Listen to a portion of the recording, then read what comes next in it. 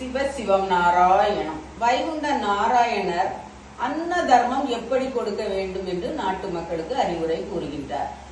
சிவசிவம் நாராயணம் அன்னப்படிகள் அருமையாய் கொடுக்க வேண்டும், அரிசி படிகள் அன்பாய் கொடுக்க வேண்டும். அன்னதானம் கொடுக்கிற நேரம் பூசை முகத்திலே வைத்து பூசை முகத்திலே நின்று கொண்டு சிவஞானம் சொல்லி அன்னமும் கொடுக்க வேண்டும். கொடுக்கிற தர்மத்தையும் ரட்சிப்பார் நாராயணம் என்று முடிவுடன் அம்மானையில் கூறுகின்றார். அன்னப்படிகள் அருமையாய் கொடுக்க வேண்டும். அன்னம் வைப்பதற்கு தேவையான பொருட்கள் அரிசி, பருப்பு, காய்கறிகள் இது போன்ற பொருட்களை எல்லாம் அருமையாக கொடுக்க வேண்டுமா.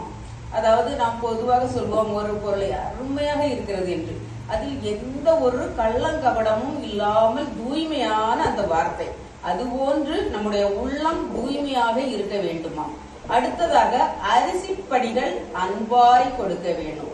அந்த அரிசியும் பூ, வெற்றிலை, பாக்கு, சந்தனம், பன்னீர் இது போன்ற பொருட்களையும் இறைவனுடைய பூசை பணிவிடைக்கு தேவையான பொருட்களையும் அதோடு சேர்த்து அன்பாக கொடுக்க வேண்டும்.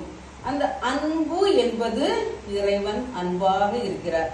அதுபோன்று நம்முடைய உள்ளமும் நாமும் அன்பாக அதை ஆனந்தமான எண்ணத்தோடு நல்லெண்ணத்தோடு கொடுக்க வேண்டும் என்று கூறுகின்றார். அன்னதானங்கள் கொடுக்கிற நேரம், அதன் பிறகு அந்த அன்னதானம் கொடுக்கிற அந்த நேரத்துல என்ன செய்ய வேண்டுமா, பூசை முகத்தில் வைத்து, அதாவது பூசை முகம் வைத்து பூசை முகத்திலே நின்று கொண்டு அவருக்கு முன்பாக எல்லோரும் நின்று கொண்டு சிவஞானம் சொல்லி கொடுக்க வேண்டும். அதாவது சிவஞான பாடல் என்று சொல்லக்கூடிய திருவாசக பாடல், உவப்படிப்பு பாடல் என்று சொல்வோம்.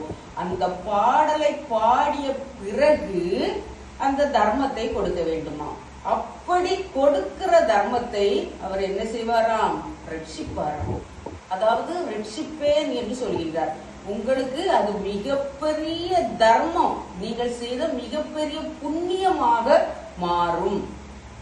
உங்களை தர்மவானாக நான் ஏற்றுக்கொள்ளுவேன். அதாவது தானத்திற்கும் தர்மத்திற்கும் வித்தியாசம் இருக்கின்றது. நீங்கள் தானமாக கொடுக்கின்றீர்கள், ஆனால் அது என்னுடைய பார்வையில் நீங்கள் செய்த தர்மமாக நான் ஏற்று உங்களுக்கு மிகப்பெரிய பலன்களை தருவேன், கைலாயம் சேர்த்து வைப்பேன்.